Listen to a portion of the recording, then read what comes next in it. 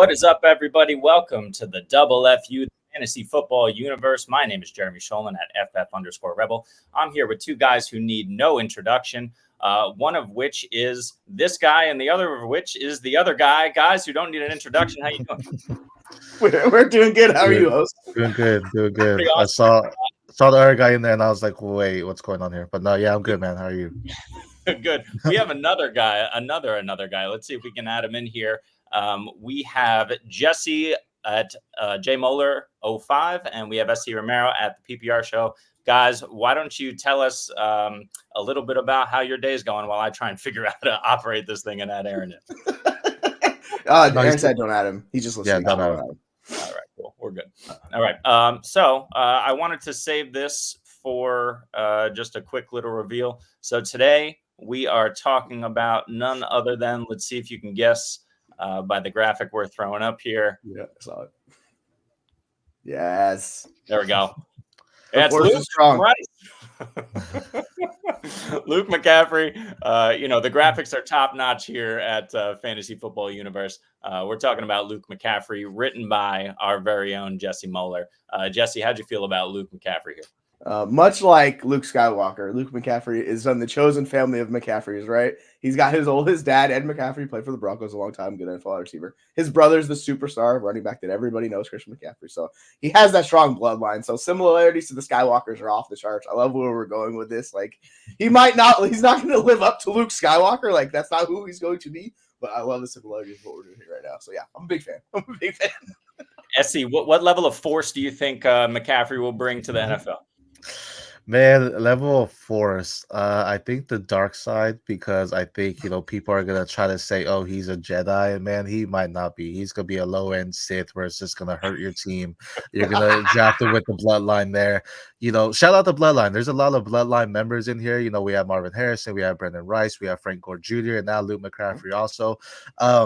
I like him as a prospect. I'll throw a fourth round pick at him in our rookie drafts and stuff like that. But don't get hyped because you see the name McCaffrey. He is not CMC.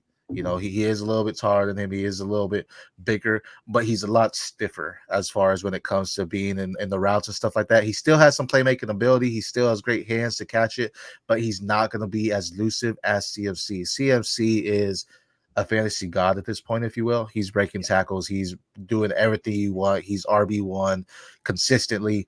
Luke McCaffrey, he will be lucky to scratch wide receiver 40, 50, So take a throw at him, but hey, he's one of those wide receivers where he may have a good week where he has 5 receptions, 120 yards and a touchdown. But then that's a sell high. Sell him exactly when that happens to get that value, because the next week he may not get nothing. Yeah, you heard it here. You heard it here first. Luke McCaffrey, Stormtrooper himself. But let's jump into it. Let's see what Jesse had to write about this, and then Jesse, I'll let you sound off as we get into it. Yeah. All right. So Luke McCaffrey is a wide receiver from Rice. He was a 3-star rated prospect and the 29th ranked athlete in 2019, graduating from Valor Christian High in Littleton, Colorado. As a freshman, McCaffrey enrolled at Nebraska as a quarterback and served at backup to Adrian Martinez. During his 2 seasons at Nebraska, he played in 11 games with more rushing attempts than passing attempts. That's quite the feat. After his sophomore year, McCaffrey transferred from Stanford to Louisville and then on to Rice. During his 3rd and final season as backup quarterback, he realized he wanted to advance his football career and he needed to change positions. With the coaching staff, he decided he was going to play wide receiver during spring games, and that decision significantly altered his career trajectory. See what Aaron's saying? That's a mouthful. That's a mouthful. Hold on. It's different when your brain reads it versus when you have to say it out loud. During the following season, he was a dominant force for Rice University's football team, leading them in receptions. He ended the year with 58 catches on 723 yards and 6 touchdowns. He demonstrated versatility by also rushing for 148 yards and scoring a touchdown. Then came his dominant senior season, achieving the Triple Crown by leading his team in receptions, yards, and touchdowns, finishing with 992 yards on 71 receptions and 13 touchdowns. He also had an impressive Senior Bowl week, showcasing his talents as receiver and punt returner during the game. He also attended the Combine and turned heads with his all-around performance, posting a 9.56 RAS score out of 10, which is pretty significant. As a result, he's trending toward being a top 100 pick in the NFL draft. So a lot there to uncover. Jesse, what did you think about Luke McCaffrey that you haven't already said? Yeah, I didn't realize how raw he was at the position. Like, I didn't know much about him. So going in, I assumed he was a wide receiver. Then I dive in, and I'm like, oh wait, he came in the league as a quarterback, and he struggled. If you know who Adrian Martinez was, he was a quarterback above him, and he's not beating out Adrian Martinez. Like, that's a red flag as a quarterback. Yeah. Right there. So, all right, we'll go to Rice, see how it works out. It was that year at Rice as a quarterback was just a motley crew of quarterbacks. There was like 4 or 5 guys getting pass attempts, so it was just like nobody could really earn it. So they're like, all right, he met with an ex-UW legend, the offensive coordinator, Tuiasa Sopo, and they decided that offseason that hey, if maybe you could be a wide receiver. They need a wide receiver in the room. Like, you have the skill set and the talent based on his rushing profile coming back into the league. So they switched, and it made an immediate impact in spring games, and he basically became, from 1 year, he became the best wide receiver of the room. So, like, that's pretty impressive, that track record of what he did. So, like, you see it, you're like, okay, obviously he's a better wide receiver than the quarterback. Another year develops, he gets a little bit better. In his last year at Rice, he did get a little bit better with his route running. Like, he got a little more precise and in there, but he's still overall raw. It's 2 years of being a wide receiver in the league. So there is a project. He's a little bit older, but he still has some upside where he can like work in the middle of the field, do some things for you offensively. But yeah, overall, he's not going to be Christian McCaffrey. He's not that level of player. So we need to, if we're talking McCaffrey's, like, we're kind of going to pump the brakes on the player he is. But I think he can be a dependable like wide receiver 3 for an NFL team. Like, that's more the role I see him playing. Yeah, you hope he can be Ed McCaffrey, right? Which is bad. But you know, even Ed McCaffrey had quite the career, so we'll see as a wide receiver. SC, what did you think of Luke? Same lines, you know, going in, he was doing quarterback, running back. I think that was just following what his brother was doing, right? But then he realized, hey, that's not my position. Let me switch over. And it kind of found some success for him. He didn't do so bad in the combine. I think he ran like a 4.46, I do believe is what it was. The RAS score is interesting because you see this time of year, a lot of people get that hype up and they're like, oh, they scored this, and that on the RAS. I mean, we talked about it in the green room, you know, Garando, you know, getting that for the running backs. Pay attention to that, but at the same time, don't. Just because, you know, tape matters. The combine is great. You get to see some guys and their skills and what they can do just off the ball and things like that. But tape matters. So watching what they actually do with the pads on makes a huge difference, and that doesn't transition with the combine. The combine is just to see that fresh talent, but with the pads on, it's a whole different ballgame. I think McCaffrey is that, you know, a good comp to him. I think could be like a Kevin Walter. You think about his time in Houston Texans, where it's nothing mind blowing, but he does have some good games. He has reliable hands. He knows what to do. He has great route running abilities. He knows how to make his cuts efficiently. Now, efficiently is not effectively. Now he does, again, he's not as elusive as Christian McCaffrey, but he can still make the plays. So I like the idea of Kevin Walter as a comp. That's a wide receiver that back in the day you never spent a top pick on him or anything like that. But again, a dart throw, I'm not mad at doing it. You know, he may go in the 3rd round because of his name. Right, you may see an NFL draft be like, "Oh, he's a McCaffrey, we got to get him." But he also may be a 6th or 7th round pick. You never know. You know that he could be that wide receiver that just jumps and the team says, "Oh, let's take him in the 2nd round." You know, that talent doesn't necessarily transition to that, but I think he's worth a late dart throw, someone you could throw on your taxi. And again, he's just going to be the guy that you need to know the week to start him, because it's not going to be in every week where he balls out, but there will be possibly 1 or 2 weeks where he does, and you hope you have him in your starting spot. Yeah. And of course, as it matters for a lot of these lower tier prospects, it's draft capital in terms of when they go and where they go will matter a little bit more than maybe some of the elite guys. All right, let's jump into his measurables here. He's 6'2", 198 pounds. So you see the percentiles there in the class. He's almost 23 years old, so another old guy, and he's a senior. If we have a look at his stats here, we see he's a 5-year guy. As we discussed, already transitioning from QB at Nebraska to then QB and eventually wide receiver at Rice. In terms of his production, Jesse, anything stand out here?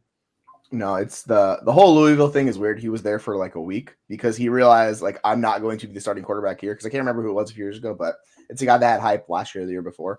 Like I'm not going to beat this guy at the job. So then he immediately just switched from Louisville right to Rice, and he's like, all right, cool, I have a shot here. So if you're wondering why he did the double transfer that offseason, it's just because he didn't really have a shot to earn the role, and he's like, I'm coming to play somewhere, so he's just going to move on and do that. But yeah, like the final years at Rice, you see the wide receiver production immediately jump up because he was a full-time wide receiver. He learned it. He did it. And that, like, it's a pretty good dominator rating. If you're looking at dominators, it's just old. So, like, that's what you kind of have to take in context with him. So, overall, like, I think there are some, like SC said, there are some interesting traits with him. It's just, it's worth taking that dart throw, I think. Cool. We're going to move on to the strengths and weaknesses. So, strengths. He displays impressive acceleration at the start of the play, as seen during the combine drills. He's a smooth football catcher who uses his hands instead of body to bring the ball in. Excellent body control and spatial awareness. He's got the size and speed required at the next level. He's not afraid to run across the middle, and he comes from the NFL bloodlines, as we have discussed. Let's start with SC. You have a particular strength here that you enjoy? I think it's just the hands. When it comes to wide receiver, that's a good thing, and it's the control when the ball gets to him. He takes firm control of it. He doesn't necessarily lose it as much. So once the ball's in his hands, he knows what he needs to do. In the opposite of that, the transition will be he doesn't necessarily is a catch and run type of receiver. Like he has to take a second to adjust, but at the same time, he does take full control. It's one of those where you see he actually grasps the ball with his hands and makes sure, hey, this is mine. No one's taking it from me. So I really enjoy that about him. Jesse? Yeah, that's similar to what I've noticed too. Like he has the athleticism. He's kind of like a natural athlete where, guys you just play with and like, all right, this guy knows how to catch the ball and use the ball and be good with it. And he knows his surroundings and area around him. So like if he's in a certain spot where he needs to get the feet down, he can get to the feet down, catch the ball, do that stuff for you on the sideline. Like he could do that. Yeah. But on the flip side, it is weird. You think a guy with his athletic profile, what he did at the combine, would be a far better yak guy, but he's just not. So like that's the most interesting thing when you look at the tape. You're like, all right, you blazed at the combine. Why can't this translate on tape? So you kind of have to like go back and double check the tape because that definitely shows up where you're like, man, you should actually be a yak monster. You're not. Yeah. Well, if you've consumed any sports media content since the combine, you heard the name McCaffrey, you know that he barely edged out Christian in the 40-yard dash. So his strength, he is fast or fast enough, certainly. But when we're talking about the difference between a running back and a wide receiver, especially in this class, it may not be fast enough. The weaknesses here. First, he's a raw prospect at the wide receiver position, as we discussed. He relies on his athleticism to separate instead of his route running skill. His upside is limited. And then for someone as athletic as he is, he lacks the yak ability, which is what Jesse mentioned, and he gets overpowered as a run blocker. Jesse, anything else to add here? No, I think that like sums it up pretty well from my perspective, like breaking it down. It's just you kind of want more from him than what you're getting. And when you compare him to like his brother, it's literally the quick twitch ability. Like they're like massively different. And you notice that. And that's kind of like feeds into his yak because he can't really like make those plays to take it to the house, a 50-yard house call, right? So that signs up mostly more than anything else. SC? Yeah. No, same thing. I think he's a second too late when he catches the ball and adjusting to get the yards. When it's the wide receiver that catch and run, it's a split second, right? You just have to catch it, you have to immediately move. He takes a second to adjust, and that's something that in the NFL, these guys are much faster. That he's going to be a guy that catches the ball, sure, because he has great hands, but he's going to get hit immediately. And he doesn't really have the breakaway skills to break those tackles or even have that breakaway speed. So that's going to be something that hurts him, and that could be something that actually gets him to lose some reps because he doesn't have that yard after the catch ability. Yeah. And one thing I noticed too is you mentioned this earlier, SC, is he's pretty stiff, especially in the hips, right? Mm-hmm. So he's got that straight line speed, but there's very little wiggle about him. You would not say that about his brother, that's for sure. So something that's going to ding him for certainly in that lack of yak ability. All right. So we're looking at round 5, potentially the Atlanta Falcons. Jesse, why do you think the Falcons are a good fit for Luke? Because they need someone who can do what he do. He of all the things that besides like his strengths, he's tough. Like he will go across the middle, put his body on the line, make the play. And the Falcons need someone who's going to live in the underneath and intermediate area. Like they have Pitts, they have London who can stretch the field deep, do those things. They need someone who can sit down the underneath, like live in the slot. And I think McCaffrey could fit that well for them. That might not translate to fantasy option, but he gives them another like player who has that ability to be a competent NFL wide receiver. I'm not saying it's going to happen, but I says he has the potential to like mold into that. Yeah, and I think it would be interesting, whether it's Kirk Cousins or whoever is quarterback there, it'd be interesting for them to get someone to stretch the field beyond. I'm trying Mac Hollins. Like I can't No. even think about who's been there the last year or two. But yeah, they need somebody there to really stretch the field. SC, what are you Yeah. thinking? You like the Falcons or somewhere else?